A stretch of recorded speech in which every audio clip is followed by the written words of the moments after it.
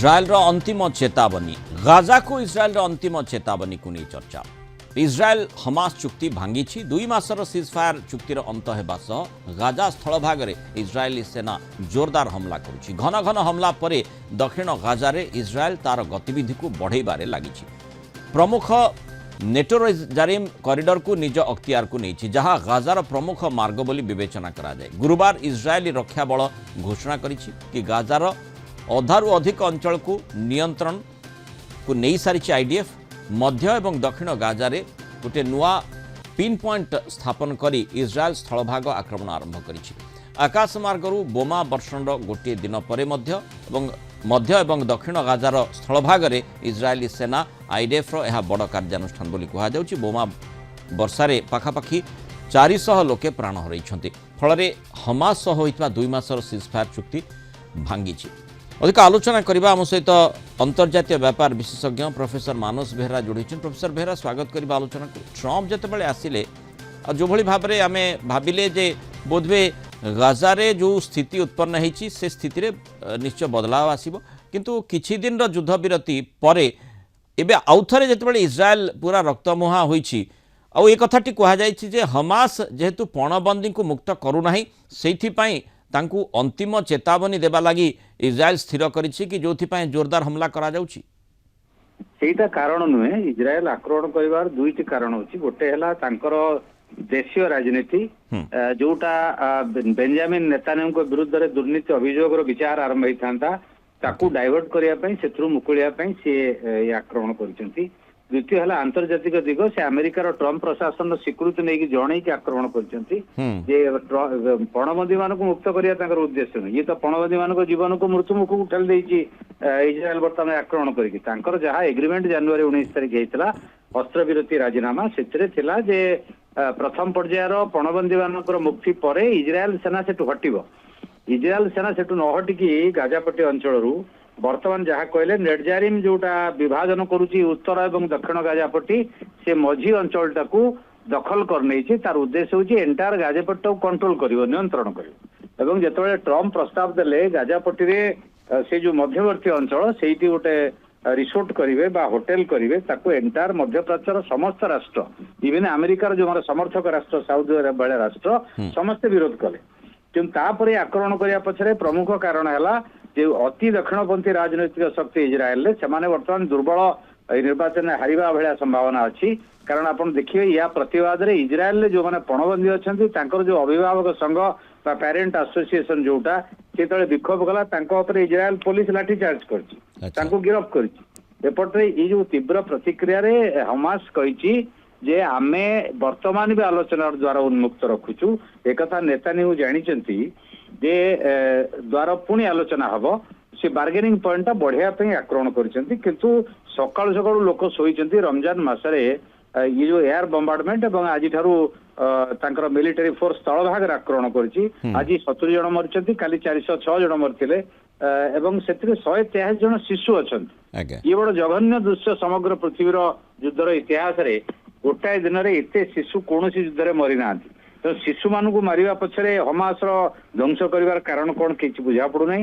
तो एटा उद्देश्यमूलक भाव में अति उग्रवादी जहाँ देखा जाउछि जहाँ कुहा जाउछि से कथाटी नुहे बरम प्रच्छदरे आउ किछि रहिछि तांकर जो अभिप्राय संपूर्ण अलग अलगा बोली आपणकर अभिमत रहुछि। अर्थात जो भली भाव में माने जहाँ आप कहले वाणिज्यिक दृष्टिकोण बा व्यावसायिक दृष्टिकोण किसी भिन्न उद्देश्य रखी एभली योजना रे इज्राएली सेना लगी कि जो नेतान्याहू निजक बंचेबा चेष्टा करुछंती। किंतु एठी जो कथा आसुछि 2 जन दायित्व संपन्न नेतृत्व बोली आमे चर्चा करूँ माने ट्रम्प हुंतु अबा नेतान्याहू हुंतु ए प्रकार गोटे जोठी आमे देखिचे जाति संघ मध्य बारंबार कही जे साधारण नागरिकों को कहीं हत्या करा जाउछि सेमान को कहीं टार्गेट करा जाउछि सेठी कोलाटरल डैमेज कथा कहा जाइछि।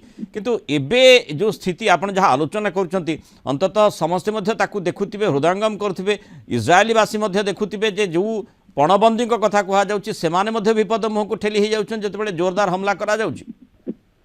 ସେଇଟା ତ ମୁଖ୍ୟ କାରଣ। ବର୍ତ୍ତମାନ ନେତାନ୍ୟାହୁ ରକ୍ତର ହୋଲି ଖେଳୁଛନ୍ତି ନିଜର ରାଜନୈତିକ ସ୍ୱାର୍ଥ ପାଇଁ। ସଂକୀର୍ଣ୍ଣ ରାଜନୈତିକ ସ୍ୱାର୍ଥ ଆଗାମୀ ଦିନ ନିର୍ବାଚନ ହବ ସେ ହାରିବେ ଜାଣିଛନ୍ତି ଏବଂ ସାରା ଇସ୍ରାଏଲରେ ଯୋଉ ପ୍ରତିବାଦ ହଉଛି ଏ ଯୁଦ୍ଧ ସେକେଣ୍ଡ ଫେଜରେ ଯୋଉ ଆରମ୍ଭ ହେଲା ତା ବିରୁଦ୍ଧରେ ପ୍ରତିବାଦକୁ ଦମନ କରିବା ପାଇଁ ସେ ଲାଠି ଚାର୍ଜ କରୁଛନ୍ତି ତାଙ୍କ ଦେଶର ଲୋକଙ୍କୁ। ଇଏ ହମାସ ବା ତାଙ୍କ ସମର୍ଥକ ପାଲେସ୍ତାନୀୟ କଥା ଛାଡି ଦିଅ ଏବଂ ହମାସକୁ ଧ୍ୱଂସ କରିବା ନାଁରେ ହମାସ କଣ ଧ୍ୱଂସ ହେଲା ଆଜି ପର୍ଯ୍ୟନ୍ତ ନା ହିଜବୁଲ୍ଲାହ ଧ୍ୱଂସ ହେଲା? ଦୁର୍ବଳ ଡେଫିନେଟଲି ସେମାନେ ହେଇଛନ୍ତି, କିନ୍ତୁ ଆପଣ ତ ଧ୍ୱଂସ କରିପାରିବେନି ଗୋଟେ ରାଜନୈତିକ ସଂଗଠନକୁ। Second line third line leadership already ସେମାନେ ରିକ୍ରୁଟ କରିସାରିଲେ। ତେଣୁ ବର୍ତ୍ତମାନ କଥା ହଉଛି ତମେ ଯଦି ପ୍ରକୃତରେ ପଣବନ୍ଦୀକୁ ମୁକ୍ତ କରିବାକୁ ଚାହୁଁଛ, ମଧ୍ୟପ୍ରାଚ୍ୟରେ ଶାନ୍ତି ପ୍ରତିଷ୍ଠା କରିବାକୁ ଚାହୁଁଛ, ଇଜିପ୍ଟ କାତାର ଆମେରିକାର ମଧ୍ୟସ୍ଥତାରେ ଯୋଉ ରାଜିନାମା ହେଲା ତାକୁ ସେଇଠି ଆଲୋଚନା କରିଥାନ୍ତ ଯେ ଯଦି ହମାସ ଚୁକ୍ତି ଭଙ୍ଗ କରୁଛି ତମେ ୟୁନିଲେଟରାଲି କାହାକୁ ନ ପଚାରିକି ମଧ୍ୟସ୍ଥି କି ନ ପଚାରିକି ଏକପାଖିଆ ଭାବରେ ଆକ୍ରମଣ କଲ। ଏବଂ ତା ପୂର୍ବରୁ ଯୋଉଟା ଜାତିସଂଘର ସେକ୍ରେଟାରୀ ଜେନେରାଲ ଏବଂ ତାଙ୍କର ପ୍ରତିନିଧି ମଧ୍ୟପ୍ରାଚ୍ୟ ପ୍ରତିନିଧି ଅଭିଯୋଗ କରିଛନ୍ତି ଯେ ମାର୍ଚ୍ଚ 2 ତାରିଖରୁ ସମସ୍ତ ଖାଦ୍ୟ, ପାଣି, ମେଡିସିନ, ଇଭେନ ସିରିଞ୍ଜ ନାହିଁ, ଗଜ ନାହିଁ, ହଜାର ହଜାର ଲୋକ ଯାଇ ସେଠି ମେଡିକାଲରେ ପଡୁଛନ୍ତି ଇନଜୁର୍ଡ ହେଇକି, ତାଙ୍କ ପାଇଁ ଟ୍ରିଟମେଣ୍ଟର ବ୍ୟବସ୍ଥା ନାହିଁ, ଡାକ୍ତର ନାହିଁ, ତମେ ଡାକ୍ତରଖାନାରେ ଆକ୍ରମଣ କରୁଛ। ଇଏ ଗୋଟେ ଅନପ୍ରେସିଡେଣ୍ଟେଡ ସମଗ୍ର ପୃଥିବୀ ଇତିହାସରେ।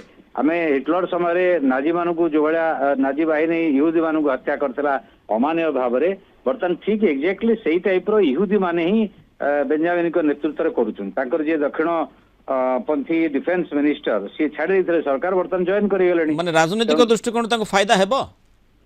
ଫାଇଦା ହବ କି ନାହିଁ ତ କହିହବନି। ସେ ହିରୋ ହେବାକୁ ଚାହୁଁଛନ୍ତି ଇସ୍ରାଏଲରେ। ତାଙ୍କର ଯୋଉ ରାଜନୈତିକ ବେଶ ଯୋଉଟା ଦୁର୍ବଳ ହେଇଯାଇଛି, ପାଦ ତଳୁ ମାଟି ଖସିଗଲାଣି ନେତାନିଙ୍କର, ତାକୁ ସେ ପୁନର୍ବାର ବା ପୁନରୁଦ୍ଧାର କରିବା ପାଇଁ ଏ ଯୁଦ୍ଧ ମାଧ୍ୟମରେ ଚାହୁଁଛନ୍ତି।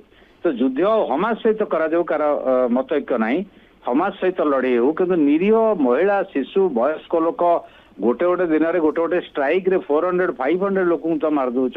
ତା ଭିତରେ 90% ଲୋକ ହଉଛନ୍ତି ମହିଳା, ଶିଶୁ ଏବଂ ବୟସ୍କ ଲୋକ।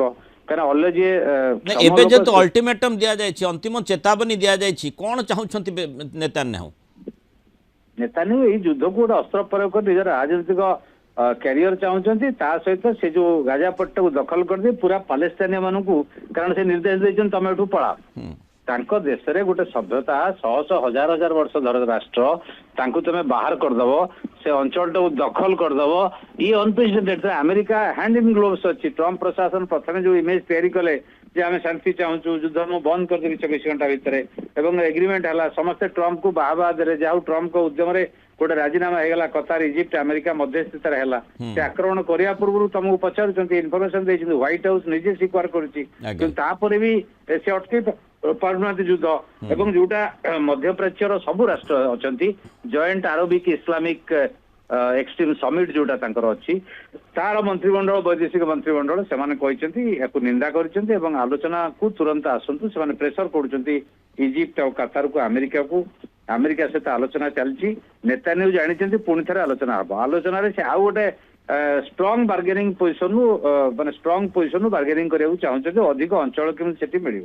ଇଏ ହେଲା ତାଙ୍କର ଅସଲ ପର୍ପସ, ଅସଲ ଚେହେରା। କିନ୍ତୁ ଏଇଟା ଦୁର୍ଭାଗ୍ୟଜନକ, ନିରୀହ ଲୋକମାନେ ମରୁଛନ୍ତି। ତେଣୁ ସ୍ଥିତି ଯାହା ଦେଖାଯାଉଛି ସେୟା ନୁହେଁ, ଅଭିପ୍ରାୟ ସ୍ୱତନ୍ତ୍ର ରହିଛି। ତେଣୁ ଦେଖିବା କଥା ଯେଉଁଭଳି ମାନେ ଶେଷ ଚେତାବନୀ ଦିଆଯାଇଛି ଗାଜାରେ ନେତାନ୍ୟାହୁଙ୍କ ପକ୍ଷରୁ, ଆଇଡିଏଫ୍ ପକ୍ଷରୁ କିଭଳି ଭାବରେ କିଭଳି ପ୍ରତିକ୍ରିୟାଶୀଳ ସେ କିଭଳି ଆକ୍ରମଣାତ୍ମକ ଆଭିମୁଖ୍ୟ ପୋଷଣ କରୁଛି ଏବଂ ପ୍ରତିକ୍ରିୟା ସେପଟୁ କ'ଣ ଆସୁଛି। ବହୁତ ଧନ୍ୟବାଦ ପ୍ରଫେସର ମାନସ ବେହେରା ଆଲୋଚନା ରହିଥିବାରୁ, ମତାମତ ରଖିଥିବାରୁ।